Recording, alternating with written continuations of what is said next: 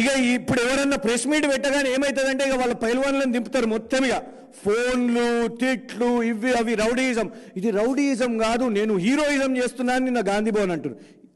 హీరోని ఎవరిని అంటారు తెలుసా? సినిమాలలో హీరోలు ఎట్లుంటారు? ఒక్క హీరో 50 మందిని కొడతాడు. ఒక్క హీరో 50 మందిని కొడతాడు. కానీ నువ్వు 50 మంది లేకపోతే నువ్వు ఇంటికి వెళ్ళి బయటికి రాలేవు.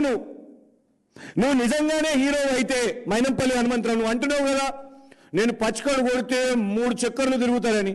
నువ్వు ఒక్కనివిరా? లేదు, సరే నీకు అడిషనల్ కావాలన్నా, నువ్వు లేవలేవు, సొంతంగా నిలబడలేవు అని అన్నప్పుడు నీ కొడుకుని కూడా తెచ్చుకో. నువ్వురా నీ కొడుకురా, మీరిద్దరే. పాపం ఎందుకు నిన్నేమంటాడు? కాంగ్రెస్ పార్టీ వాళ్ళకి అందరికి చెప్తున్నావు, ఎందుకు కాంగ్రెస్ వాళ్ళ మీద కూడా నువ్వు దాడులు చేసినావు గతంలో. నీ బాధ తట్టుకోలేక కాంగ్రెస్ వాళ్ళు పాపం వాళ్ళ పాత కాంగ్రెస్ వదిలేసి వెళ్ళిపోయిన పరిస్థితి.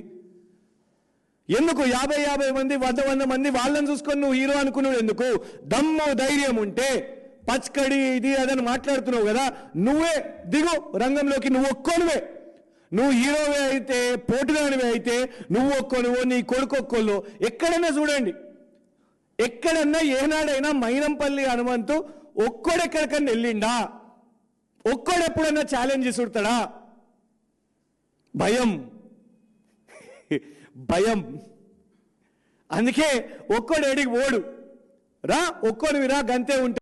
ఇంకోసారి కేటీఆర్ గారిని మాట్లాడితే అందరికి కూడా ఇది ఒక ఫ్యాషన్ అయిపోయింది. ఆయనకి ఏదో ఉట్టిగానే మాట్లాడేసి అయిపోతుందని. ఇవాళ వాళ్ళ భయం ఏంటంటే ఆయనే ఒక వక్తగా ప్రపంచ స్థాయిలో ఎక్కడైనా కూడా మాట్లాడగలుగుతాడు, పెట్టుబడులు ఆకర్షించగలుగుతాడు, అడ్మినిస్ట్రేషన్లో సక్సెస్ అయింది, ఎలక్షన్స్ గెలిపించగలిగిండు. ఒకటి కాదు 2 సార్లు. 2000 మొదటిసారి 15లో జిహెచ్ఎంసీ ఎలక్షన్స్ అయినప్పుడు బ్రహ్మాండంగా క్లీన్ స్వీప్ చేసి మేయర్ అయ్యాడు. 2020లో మళ్ళీ ఎలక్షన్స్ అయినప్పుడు మళ్ళా బీఆర్ఎస్ పార్టీ మేయర్ అయ్యేటట్టు నేతృత్వంలో కేటీఆర్ గారు చేసి చూపెట్టారు. 3వసారి హ్యాట్రిక్ చేస్తారు కాబట్టి కేటీఆర్ గారిని ఎట్లా డైవర్ట్ చేద్దామా, ఎట్లా టార్గెట్ చేద్దామా, క్యారెక్టర్ అసాసినేషన్, వ్యక్తిత్వ హననం ఎట్లా చేద్దామా అని ఇలా మాట్లాడుతూ కేవలం కాంగ్రెస్ పార్టీ అదే టార్గెట్ చేస్తున్నారు. కాబట్టి మీకు కేటీఆర్ గారు అవసరం లేదు. కేటీఆర్ గారు వారి ప్రోగ్రాంలు చేసుకుంటారు, మేం చాలు. మళ్ళీ ఒకసారి ఛాలెంజ్ చేస్తున్నాం, హనుమంతరావు మైనంపల్లి సింగిల్గా వస్తే సింగిల్గా వస్తాం, గుంపుగా వస్తే మొత్తం బీఆర్ఎస్ అందరూ కూడా గుంపుగా వద్దాం, చలో చూసుకుందాం, బస్తీ మే సవాల్.